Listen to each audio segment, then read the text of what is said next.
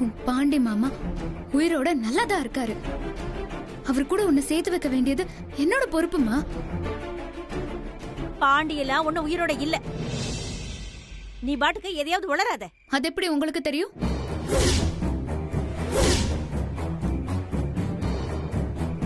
அது ஊருக்கே தெரியும்.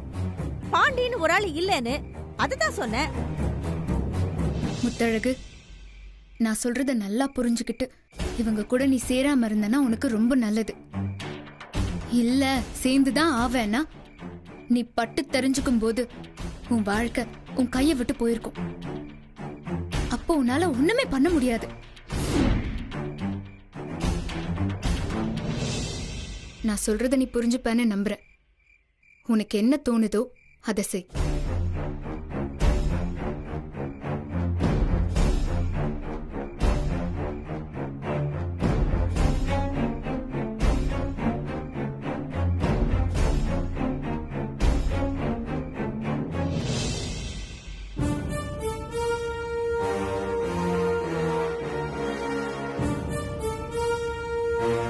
நானும் சஞ்சீவும் சேர்ந்துடக்கூடாதுன்னு நீங்க என்னென்னமோ ட்ரை பண்றீங்க போல.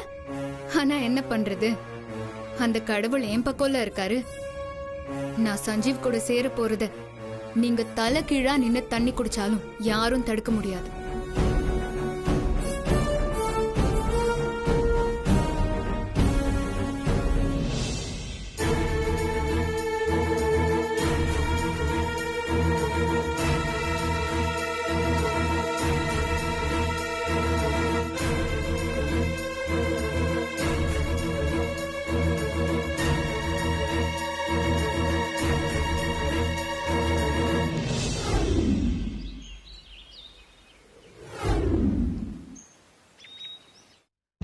மேகல மேகல இதோ வரேங்க. குடிக்க சுடு தண்ணி எடுத்துட்டு வாமா. உரம் வாங்கிட்டு வர போகணும். சீக்கிரமா கடைக்கு போகணும். ஐயா இந்த வந்துட்டே இருங்க. ஏன் இப்படி காலையில இருந்து குதியா குதிச்சிட்டு இருக்கீங்க? பிடிங்க. சுடு தண்ணி எடுத்துட்டு வரதுக்கு இவ்வளவு பேச்சா? உள்ள வாங்க. வணக்கம்மா. யார்ப்பா அவரு? முத்தழகு. யார் இவரு? ஜோசியக்காரர் அத்தை. ஜோசியக்காரரா? எதுக்கு? எனக்கும் என் மாமாக்கும் கல்யாணத்துக்கு தேதி குறிச்சு கொடுக்க. கல்யாணத்துக்கு தான் ஏற்கனவே ஜோசியரை வச்சு ஒரு நாள் குறிச்சாச்சுல்ல, அப்புறம் என்ன? அவர் குறிச்சு கொடுத்த நாள் சரியில்லைன்னு எனக்கு தோணுது. அதான் இந்த ஜோசியரை வச்சு வேற நாள் குறிக்கலான்னு கூட்டிட்டு வந்தேன். ஏமா, நாள் குறிச்சாச்சு, பத்திரிகை அடிச்சாச்சு, பத்திரிகை வந்தாச்சு, பந்த காலம் நட்டாச்சு. இப்போ போய் கல்யாண தேதியை மாத்துறங்கிறிய, என்னம்மா இது? அடிச்சு வந்த பத்திரிக்கை நமக்கு சந்தோஷத்தை கொடுத்தா பரவாயில்ல. ஆனா பத்திரிக்கையை வச்சு சாமி கும்பிடும் போது அது எரிஞ்சு போய் சங்கடத்துல கொடுத்துச்சு. எல்லாரோட மனசுல சங்கடத்தை வச்சுக்கிட்டு நான் எப்படி என் மாமா கையால என் கழுத்துல தாலி வாங்க முடியும்? எனக்கும் என் மாமனுக்கும் நடக்கிற கல்யாணம் எந்த குழப்பமும் இல்லாம தெளிவா நடக்கணும். அதான் ஜோசியரை கூப்பிட்டு புதுசா கல்யாண தேதி குறிச்சு எல்லாத்தையும் ஆரம்பத்துல இருந்து பண்ணலான்னு முடிவு பண்ணிட்டேன். முத்தழகு, கல்யாண விஷயத்தை நம்ம இஷ்டத்துக்கு இப்படி திருப்பி திருப்பி மாத்தி பண்ணக்கூடாது. ஏற்கனவே குறிச்ச தேதி இல்ல, திருப்தி இல்லன்னு முத்தழகு சொல்றாள். மறு தேதி குறிக்கட்டும், விடுங்க. இந்த வீட்லயே என்ன நல்லா புரிஞ்சுக்கிட்ட ஒரே ஆள் நீதான் மாமா. நீ கிடைக்க நான் கொடுத்து வச்சிருக்கணும்.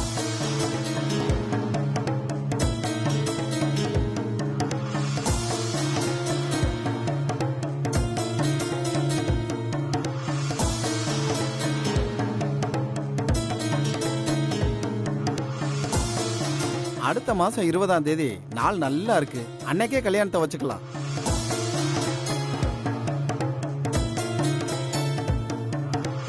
ரொம்ப நன்றிங்க. ஒரு நிமிஷம் இருங்க.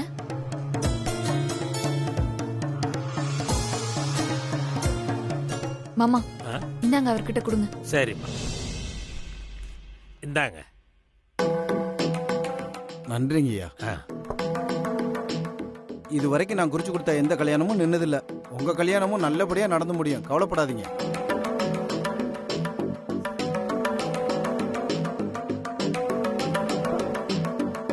வர்றேங்க. அபி, உனக்கு என்ன தோணுதோ அந்த முடிவெடுன்னு என்கிட்ட சொன்னல. நான் என் மாமாவை சீக்கிரம் கல்யாணம் கட்டிக்கணும்னு முடிவெடுத்துட்டேன். என் மாமா எனக்கு மட்டும்தான். என் மாமா என் கழுத்துல தாலி கட்ட போறத நீ பார்க்க தான் போற. மாமா, இப்ப ஜோசியர் குறிச்ச தேதிக்கு பத்திரிக்கை அடிக்க கொடுத்துடலாம்.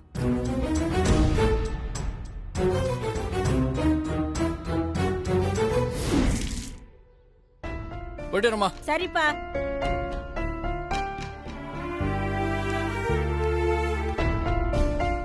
பூட்டியே இருக்கு.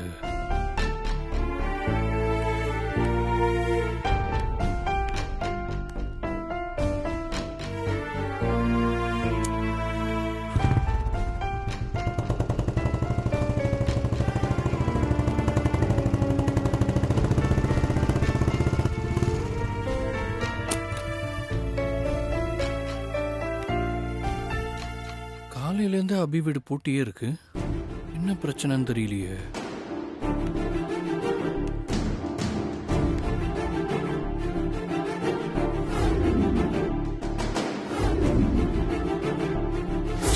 எப்பவும் அபி வீடு திறந்தே இருக்குமே. இன்னைக்கு ஏன் திறக்காமலே இருக்கு? வீட்டுல இருக்காளா இல்லையான்னு எப்படி தெரிஞ்சுக்கிறது? இந்த ராசாத்தி இருந்தாலாவது அபி வீட்டுக்கு அப்பப்போ போய் வருவா. இப்ப அவ வேற வீட்டுல இல்ல. என்ன பண்றது?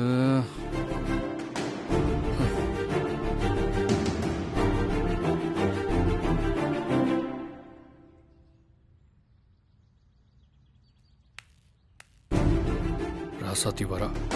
இவளை போய் அபி வீட்டுல இருக்காளா இல்லையான்னு பார்த்துட்டு வர சொல்வோம்.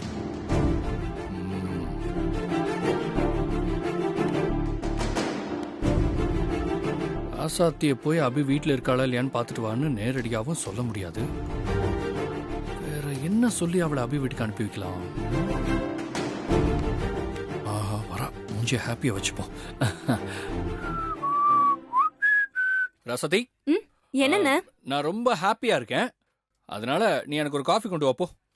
சும்மா காமெடி பண்ணாதானே? உன் ஃபேஸ்லயே தெரியுது நீ வேற ஏதோ யோசிச்சுட்டு இருக்கேன்னு. சந்தோஷமா இருக்கேன்னு சொல்லிட்டு இருக்கேன். நீ பாட்டுக்கு போயிட்டே இருக்க. சரி, நம்புறேன். சொல்லு, அப்படி என்ன சந்தோஷம்? அப்படி கேளு. அந்த அபி இருக்கால, அவ வீடு காலையில இருந்து பூட்டியே இருக்கு. அவ வெளியிலயே வரல. அவ தொல்லை இல்லாம இன்னைக்குதான் நிம்மதியா இருக்கேன். அதனாலதான் சொன்னேன் ரொம்ப சந்தோஷமா இருக்கேன்னு.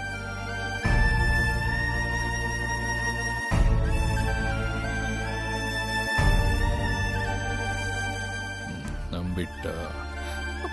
என்னென்ன சொல்ற? அபி காலையில இருந்து வீட்டு கதவு திறக்கவே இல்லையா? ஆமா ராசாத்தி, நீ வேணா போய் பாரு. அவ கதவு மூடியே இருக்கு.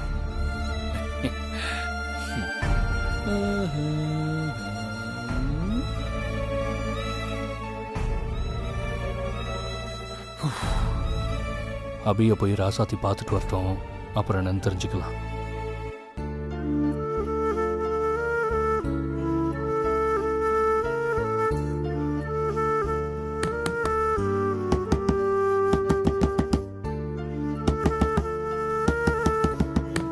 அபி, அபி, அபி, அபி, உள்ள இருக்கீங்களா?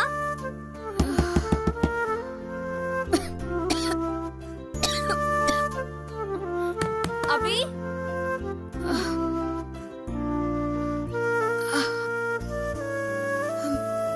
அபி,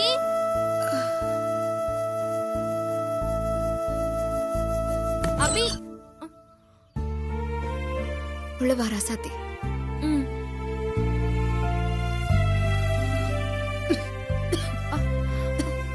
அபி, என்னாச்சு உங்களுக்கு? ஏன் ஒரு மாதிரி இருக்கீங்க? காலையில இருந்து ஒரே ஜுரம், அதான் படுத்தே இருந்துட்டேன். ஜுரமா? அட ஆமா அபி, உடம்பு இப்படி நெருப்பா கொதிக்குது. காலையில இருந்து இம்பிட்டு ஜுரத்தோட எப்படி ஒத்தையா இருக்கீங்க? இருங்க, நான் வீட்டுக்கு போய் கஞ்சி காய்ச்சி கொண்டு வரேன். இல்ல வேண்டாம், நீ எனக்கு ஹெல்ப் பண்ற விஷயம் வீட்டுல தெரிஞ்சா உன்னதான் திட்டுவாங்க. விடுமா, நானே பாத்துக்கிறேன். என்னது, நீங்களே பாத்துக்கிறீங்களா? இம்பிட்டு ஜுரத்தோட நீங்க எப்படி வேலை பாப்பீங்க? எங்க வீட்ல திட்டினா திட்டிட்டு போறாங்க. நான் உங்களுக்கு கஞ்சி காய்ச்சி கொண்டு வரேன். ஐயோ ராசாத்தி வேண்டாம்மா. சரி, உங்க வீட்லயே நான் கஞ்சி காய்ச்சி கொடுக்கறேன். சரியா? சொன்னா கேளுமா. நீங்க சும்மா இருங்க, நான் எடுத்துட்டு வரேன். இருங்க.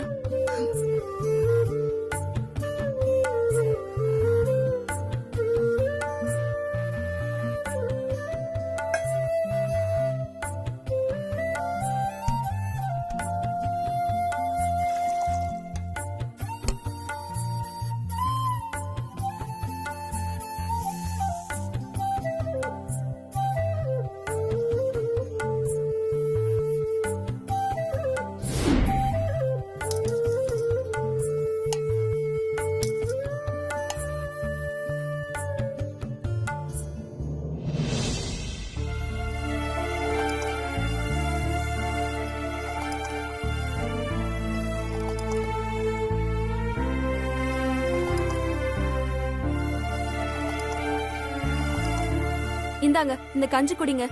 ஐயோ வேண்டாம்மா, வாயில கசப்பா இருக்கு. குடிங்க, அப்பதான் ஜுரம் சரியாகும். குடிங்க.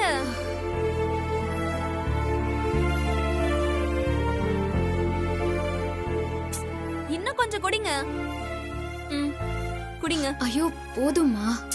ஜுரம் அப்பதான் விடும். குடிங்க.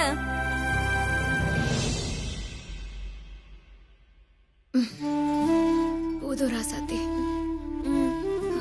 இன்னும் கொஞ்சம் குடிங்களேன். போதும்மா. நான் கஞ்சி காய்ச்சி கிச்சன்ல வச்சிருக்கேன். அப்பப்ப எந்திரிச்சு கொஞ்சம் கஞ்சி குடிக்கணும். சரியா? அப்பதான் ஜுரம் சரியாகும். ஓகே? சரிம்மா.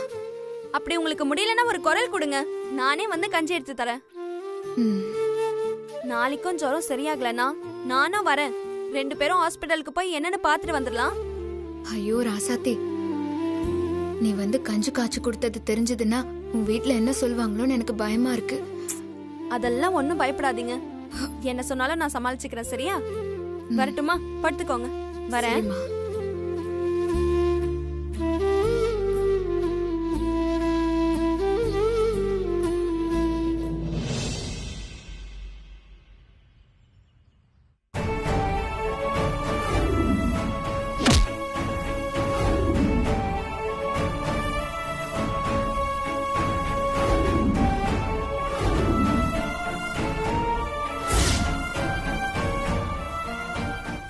தப்புக்கு சரதண்டன கைதியா இப்ப ஜெயில வந்திருக்கேன்.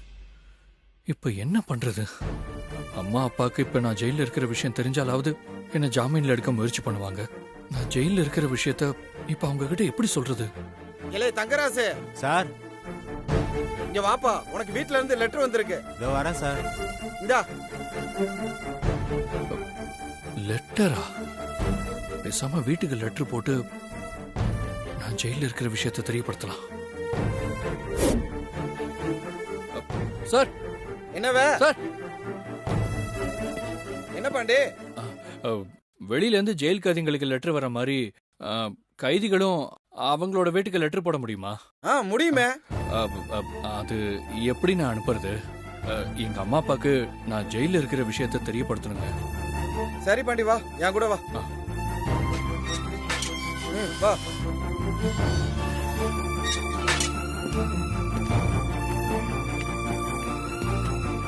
சார், வீட்டுக்கு ஏதோ லெட்டர் எழுதணுமா சார்? அப்படியா சார்? இந்தா இதை புடி. இந்தா பேனா, லெட்டர் எழுது.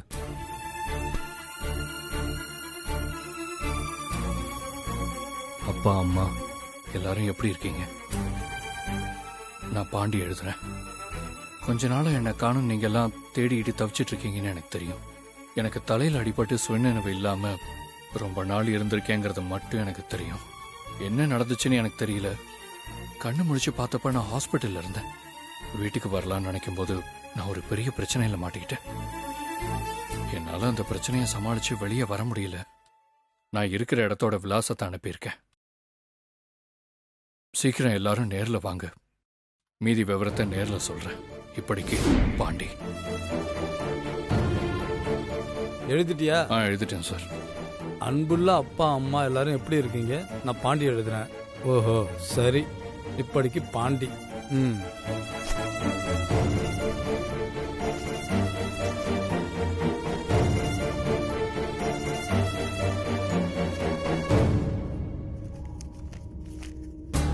இல்ல பாண்டி உன் அட்ரஸ் சொல்லுவே.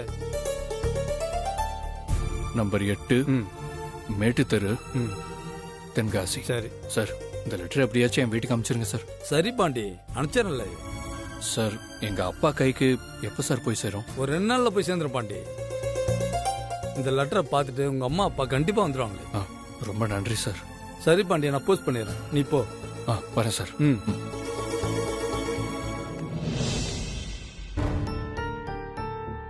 ஏ ராசாத்தி, என்ன உன்னை காலையில இருந்து ஆளையே காணோம்? எங்க போயிட்டு வர?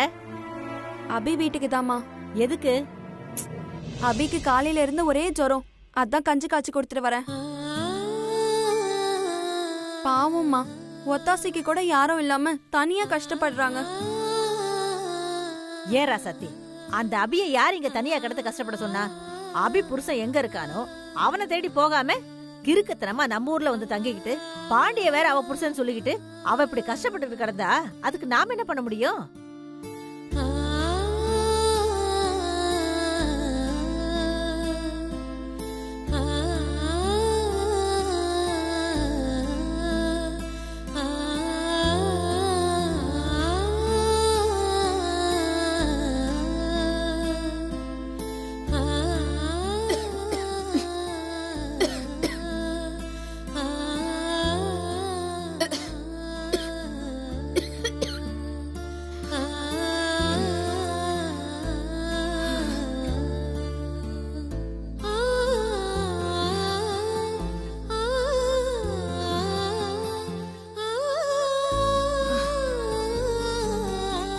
ஜுரம் இன்னும் ஜாஸ்தியா இருக்கே, இப்ப என்ன பண்றது?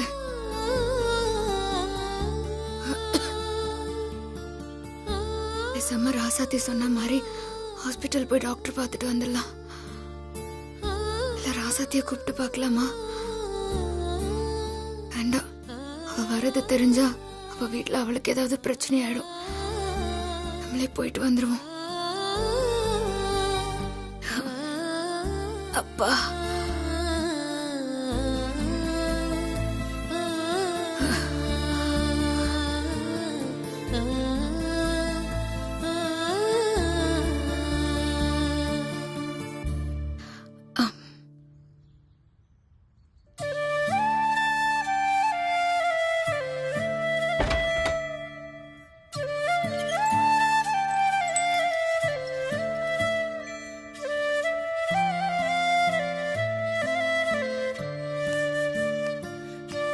அபிக்கு உடம்பு சரியில்லைன்னு ராசாத்தி சொன்னா, ஆனா காலையிலே கிளம்பி எங்கேயோ போறா. ஒருவேளை ஆஸ்பத்திரிக்கு தான் போறாளோ? எதுக்கும் கூட போய் பாப்போம். மா, வெளியே போயிட்டு வந்துடுறேன். சரிப்பா.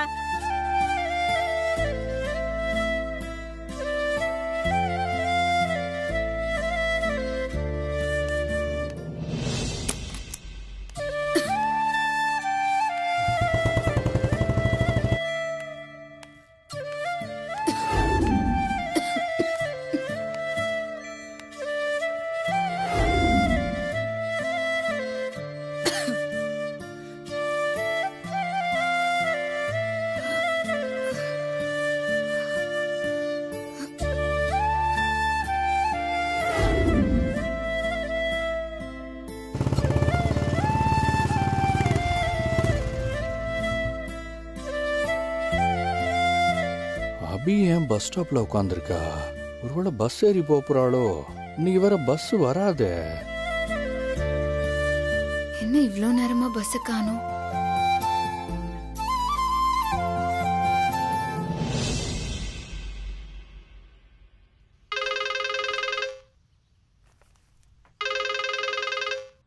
பாண்டியண்ணே. சொல்லுங்கண்ணே. இல்ல சண்முகம், எங்க இருக்க? இன்னைக்கு பந்தாச்சே, வீட்டுல தானே இருக்கேன்.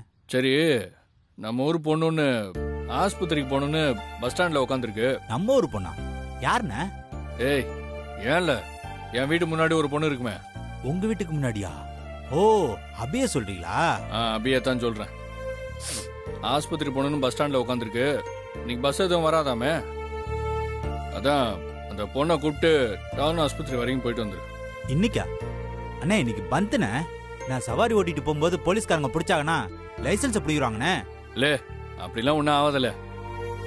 உள்ள தச்சு பொண்ணு ஆஸ்பத்திரி கூட்டு போறேன்னு சொல்லு. யாரும் பிடிக்க மாட்டாங்க. இப்போ தைரியமா போ. சரிங்கண்ணே. சரி. அப்புறம் இன்னொரு முக்கியமான விஷயம். சொல்லுங்கண்ணே. நான் தான் அனுப்பி வச்சேன்னு அந்த பிள்ளைக்கு தெரியக்கூடாது. சரியா? சரிங்கண்ணே.